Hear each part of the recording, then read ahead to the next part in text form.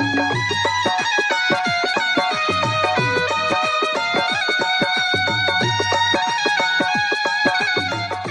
संत समाज, धर्म प्रेमी बंधुओं, श्रद्धा मूर्ति माँ बहनों, सदगुरु कबीर साहब विरचित एक पद है, शब्द। उस शब्द में साहब क्या कहना चाहते हैं देखते हैं। लंबा पद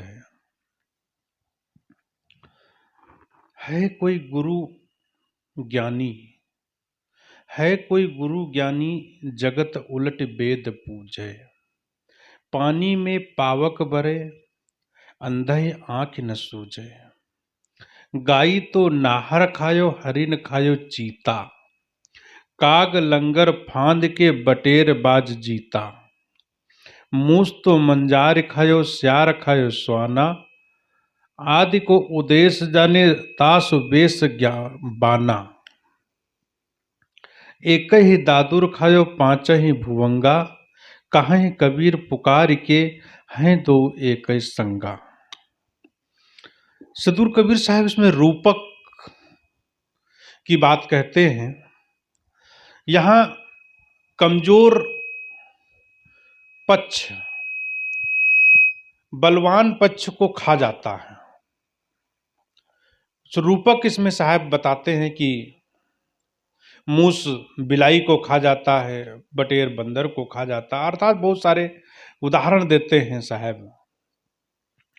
कुल मिलाकर के इसमें है कि मनुष्य के हृदय में दैवी तथा आसुरी संप्रदाय एक साथ विद्यमान है, उनके साथ में एक साथ चलती हैं।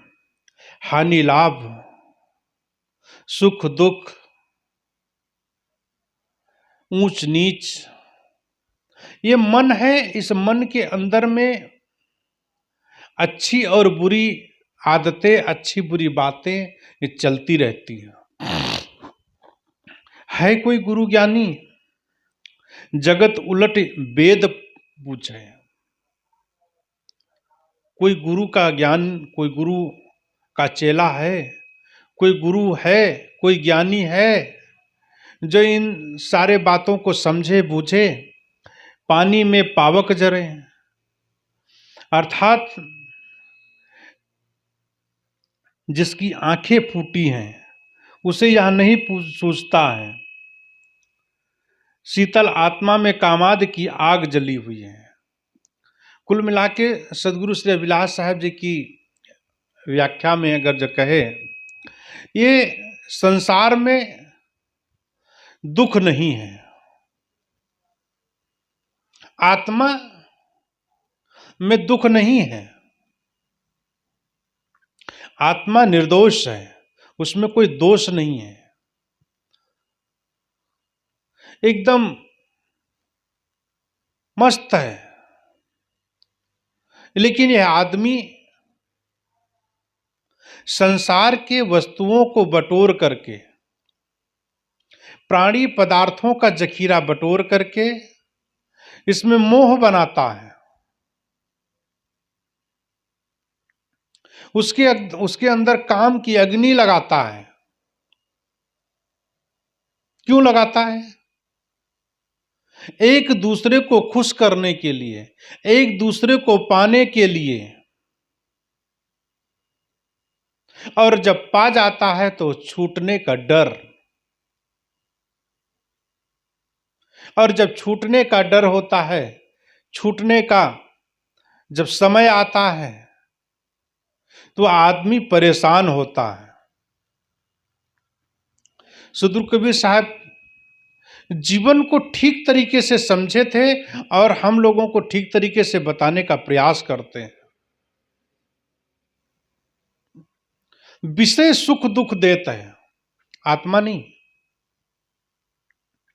आत्मा के अंदर दुख नहीं है, सुख नहीं है, वो आत्मा स्वयं है। विषय सुख दुख देता है, दुख दाता नहीं कोई। विषय जीत संसार में, अगर जो विषयों को अगर जीत लिया संसार में तो वह दुखी है ही नहीं, वह सुख स्वरूप है। इसके अंदर में किसी चीज की कामना है ही नहीं। आत्मा शुद्ध है, बुद्ध है, ज्ञानी है, लेकिन ये विषयों के चक्कर में पड़ करके,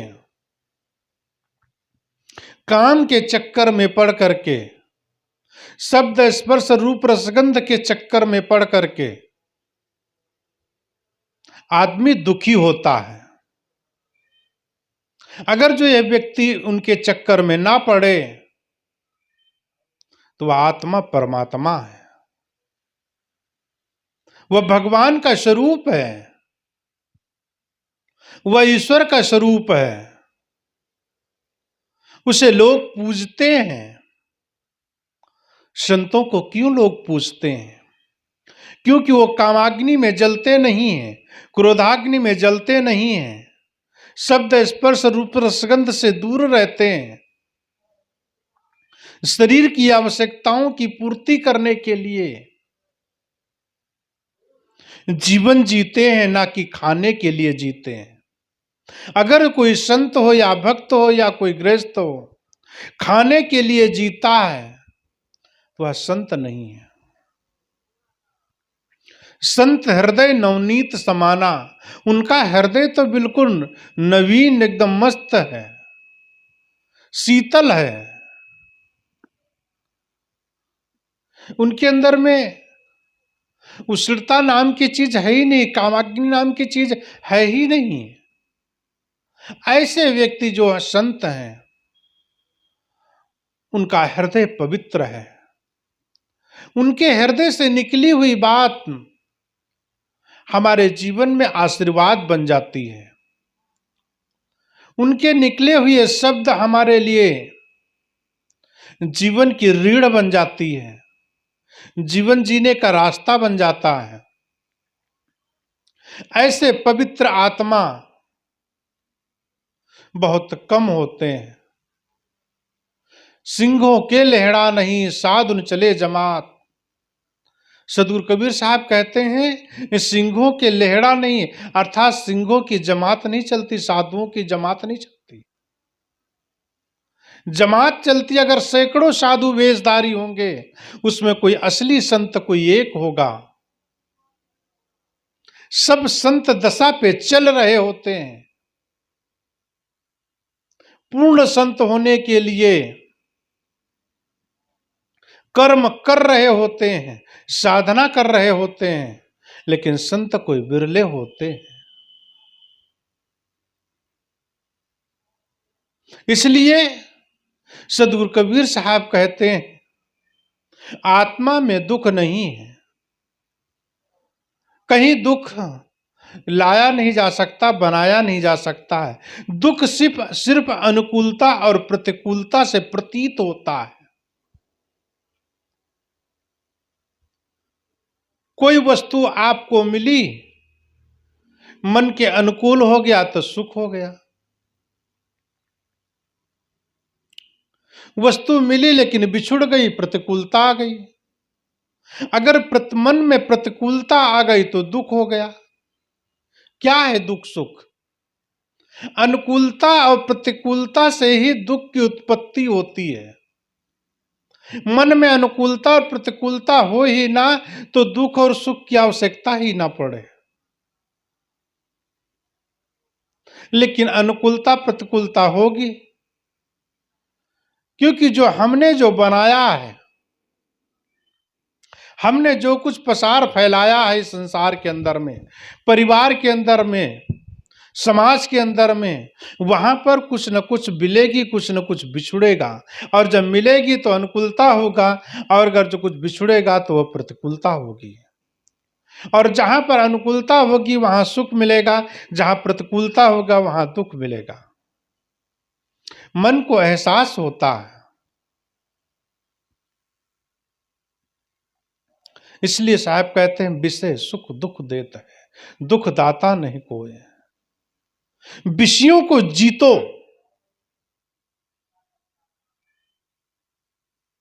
अगर जो हम शब्द स्पर्श रूप रसगंध के ऊपर हम हावी हो जाएंगे, मन नहीं, मन अगर जो उसके बंधन में बंध जाएगा तो उन्हें और की चाह में, काम की अग्नि में, क्रोध की अग्नि में जलना पड़ेगा। इसलिए प्यारे साथियों, जीवन कोई खेल नहीं है, गुड़िया गुड्डा का खेल नहीं है। अगर सही रूप से अगर आप जीवन को जी रहे हैं तो इंसान से बढ़कर कोई सुखी इंसान हो ही नहीं सकता।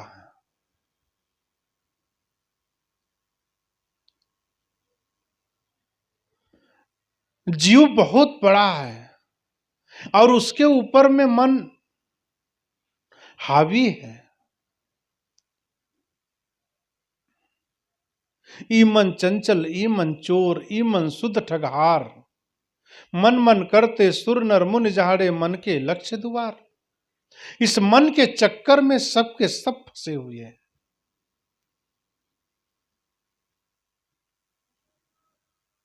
मन को बस में करने का प्रयत्न करो।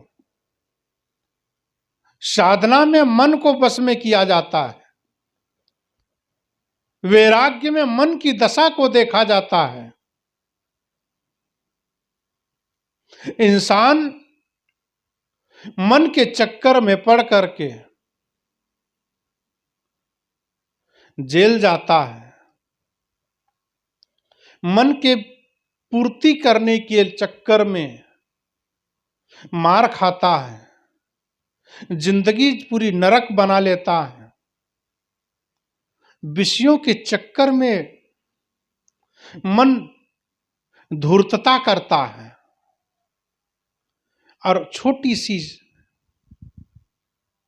आदत के कारण व्यवहार के तहत जाएं आप, क्या है, छोटी सी बीड़ी आपको परेशान करती है, जरा सी तंबाकू आप खा लेते हैं, ओठ के नीचे दबा लेते हैं, झंझनाहट आती है। इसके लिए आप बहुत बड़े आदमी हैं, लेकिन छोटे छोटे लोगों के सामने हाथ फैला के तंबाकू खाने की आदत पड़ी हुई है, उनसे भीख मांगना पड़ता है। धिक्कार है इसे जीवन को। एक बीड़ी के लिए भीख मांगना पड़ता है।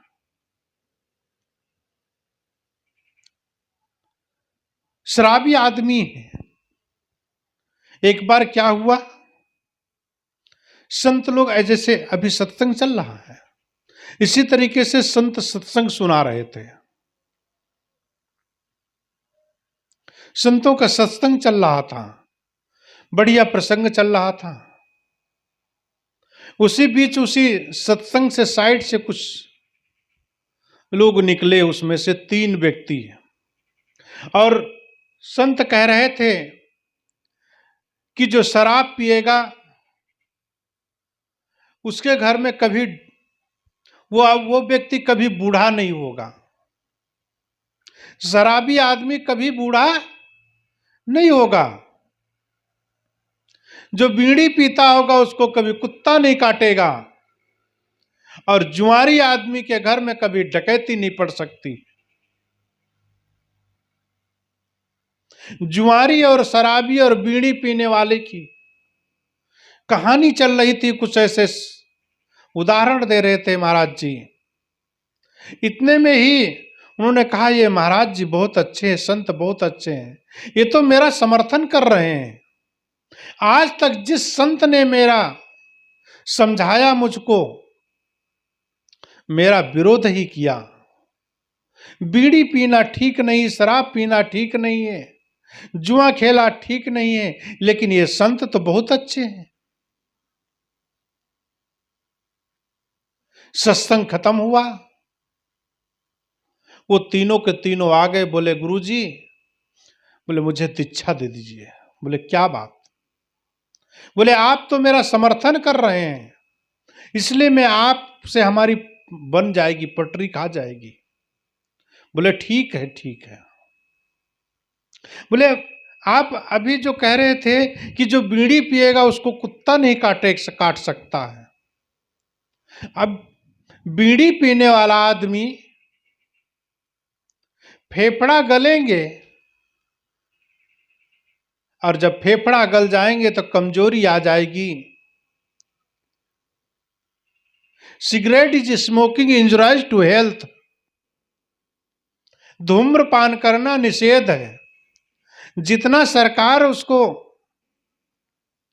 बनाने में पैसा नहीं खर्च करती, उससे ज्यादा प्रचार करने में कि सिगरेट पीना स्वास्थ्य के लिए हानिकारक, उतना खर्च कर देती। और हर व्यक्ति को पता है कि सिगरेट बीड़ी पीना स्वास्थ्य के लिए हानिकारक है, लेकिन फिर भी पीता। तो संत कह रहे थे कि अगर तुम बीड़ी पियोगे तो गुर्दे गलेंगे, बीड़ी पियोगे फेफड़ा खराब हो जाएगा, शरीर जर्जर हो जाएगा, तो आपके हाथ में जवानी में ही बुढ़ापा के दर्शन हो जाएंगे। जवानी में ही लाठी आपके हाथ में आ जाएगी, और जिसके हाथ में लाठी होगी तो कुत्ता उसके नजदीक आएगा क्या? उसने बोला, धन्य हो संत महाराज, आपने तो मेरी आंखें खोल दी। दूसरा शराबी बैठा था, शराबी बोलता है कि महाराज जी, आप तो कह रहे थे कि शराब पीने वाला कभी बूढ़ा नहीं होता। अब आप समझिए कि शराबी आदमी जो शराब पीता होगा वो जवानी में ही मर जाता है, क्योंकि गुर्दे और फेफड़े उसके गल जाते हैं। खांसते खांसते उसका शरीर फूल जाता है, और वो जवानी में ही बुढ़ापे के दर्शन करता है, और जवानी में ही वो मर जाता है। तो बूढ़ा क्यों होगा वो? शराबी आदमी कभी बुढ़ापा देखता ही नहीं है। बुढ़ापा आने से पहले ही वो चल बसता है। शराब पीने के लिए व्यक्ति के पास पैसे आ जाते। सुबह से शाम तक अगर 500 कमाता है तो 300 रुपए की शराब पी जाता है, लेकिन 300 रुपए के सेब और फल दूध खा करके परिवार के साथ में नहीं जीता है। सत्संग करने कराने के लिए उसके पास पैसे नहीं है।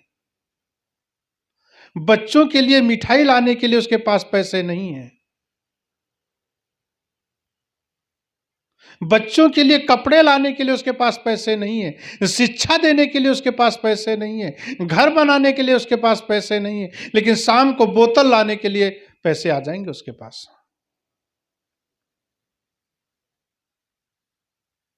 तीसरा आदमी वहीं पर बैठा है, बोल रहा है कि गुरुजी, जुआरी आदमी के घर में कभी डकैत नहीं पहुंचते। वास्तविकता, जुआरी आदमी पुराने जमाने से सब लोग सुनते आ रहे हैं। राजा लोग जुआरी होते थे, जुआ में अपने रानी को भी हार जाते थे, अपनी राजपाट को भी लगा देते थे। आम आदमी अगर जुआ खेलेगा, उसके घर में धन संपदा कहां से आएगी? डकैत क्यों जाएंगे तुम्हारे घर में डकैती डालने के लिए? कहने का मतलब है, जीवन जीना बहुत सरल है, लेकिन हमने उसको सरल बना नहीं दिया, उसको कठिन बना दिया। सरल था लेकिन हमने उसे कठिन बना दिया। किसके चक्कर में? विषयों के चक्कर में। लेकिन विषय वहां विषय सुख और दुख देते हैं। विषयों से हमें सुख कभी मिला? बीड़ी पीने से सुख मिलता है? शराब पीने से सुख मिलता है? अगर शराब में सुख होता तो गिलास जैसे शराब के सामने आती है, मुंह में एकदम बिल्कुल ऐसा बना लेते हैं जैसा लगता है जहर पी रहे हैं, और दूध और चाय चुस्की लगा लगा के पीते हैं। क्यों? इसका मतलब है कि दूध में जो सुख है वो शराब में सुख नहीं है।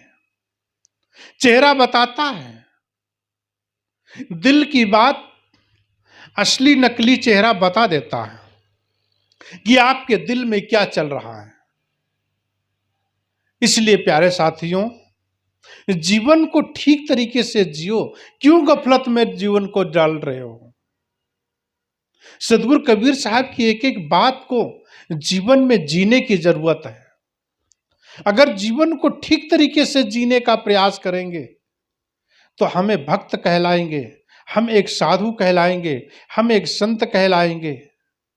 संत का जीवन बिल्कुल साफ सुथरा रहना चाहिए।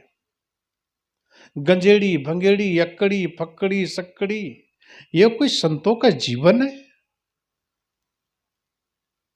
सुंदर मुख, मोती जैसे दांत चमकते हैं, उनके दांत देखो बिल्कुल पीले पीले। अरे हंसो तो मोती जैसे दांत झलकना चाहिए। जानवर भी हंसता है, जानवर भी दांत दिखाए तो उसके मोती जैसे दांत जगते हैं। बिष्टा खाने वाले कुत्ते के दांत देखो कितने सुंदर और साफ रहते हैं। हर जानवर के दांत साफ रहते हैं, लेकिन इंसान ही एक ऐसा है जो न दांत साफ रहता है, न आंत साफ रहती है। जीवन को साफ सुथरा रहने दो, मत उलझाओ। जितना उलझेगा उतना दुख होगा, जितना जीवन सुलझेगा उतना सुख होगा। हमने जीवन को सुखी बनाना है। अगर जीवन को हम सुख ना दे सके, दूसरों को सुख ना दे सके, तो दुख भी ना दे। किसी को सुख ना दे सके तो पीड़ा भी ना दे। इसलिए प्यारे साथियों, सदगुरु कबीर साहब की बात को अपने जीवन में समाहित करना चाहिए। एक एक बात को लेकर के सदगुरु कबीर साहब कहते हैं, दोनों साथ में रहते हैं, सुख भी रहता है और दुख भी रहता है। हर व्यक्ति सुख को अंगीकार करना चाहता है, दुख को छोड़ना चाहता है, लेकिन काम करता है दुख के और पाना चाहता है सुख। काम करता है हानि के, पाना चाहता है लाभ। काम करता है गलत और हर कुछ सुख, हर कुछ शांति चाहता है। जैसा करोगे वैसा ही तो पारोगे, उसका रिजल्ट जैसा पढ़ोगे वैसा रिजल्ट आएगा। इसलिए जीवन एक परीक्षा है, उस परीक्षा में को पास होना है। उसमें ठीक ठीक तरीके से काम करो, उसमें ठीक तरीके से लिखने का अभ्यास करो। जीवन झंझट नहीं है। जीवन को झंझट समझोगे तो दुर्व्यसनग्रस्त हो जाओगे। व्यवहार की जो आपकी रीढ़ की हड्डी है वो टूट जाएगी, व्यवहार बिगड़ जाएगा। और जब व्यवहार बिगड़ जाएगा तो जीवन बिगड़ जाएगा। जीवन बिगड़ जाएगा, मन बिगड़ जाएगा, मन बिगड़ जाएगा, तन बिगड़ जाएगा, तन बिगड़ जाएगा, पूरा का पूरा सर्वस्व नाश हो जाएगा। इसलिए परिवार में रह करके जीवन को जियो, समाज में रह करके जीवन को जियो, लेकिन कमलवत जियो। अपने आप को दुख से ऊपर उठा करके, विषयों के चक्कर में पड़ करके अपने जीवन को ऊपर उठा लो। विषयों के दलदल में आपको सुख न मिलेगा। परिवार में रह करके अपने आप को परिवार से ऊपर उठा लो। परिवार की सेवा करते करते अपनी आत्मा को पहचान लो। जीवन को ठीक तरीके से जीना ही सदगुरु कबीर साहब का मूल उद्देश्य रहता है। सदगुरु कबीर साहब कभी आकाश पाताल की बात नहीं करते, ईश्वर परमात्मा की कभी बात नहीं करते। वो व्यवहार और परमार्थ की बात करते हैं, वो इंसान और आदमी की बात करते हैं, हम लोगों को सुधरने और सुधारने की बात करते हैं। वो कभी ईश्वर की कल्पना नहीं करते हैं।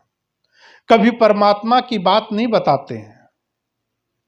सद्गुरु कबीर साहब सुधारवादी थे, सुधरने और सुधारने की बात करते हमेशा।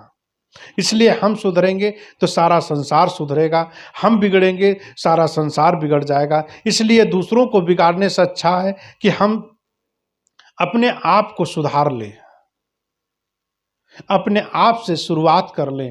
आज हमारा संकल्प यही है, हमारा संकल्प यही है कि हम सुधरेंगे तो सारा संसार सुधरने की कगार में हो जाएगा। बोलिए सद्गुरुदेव की जय।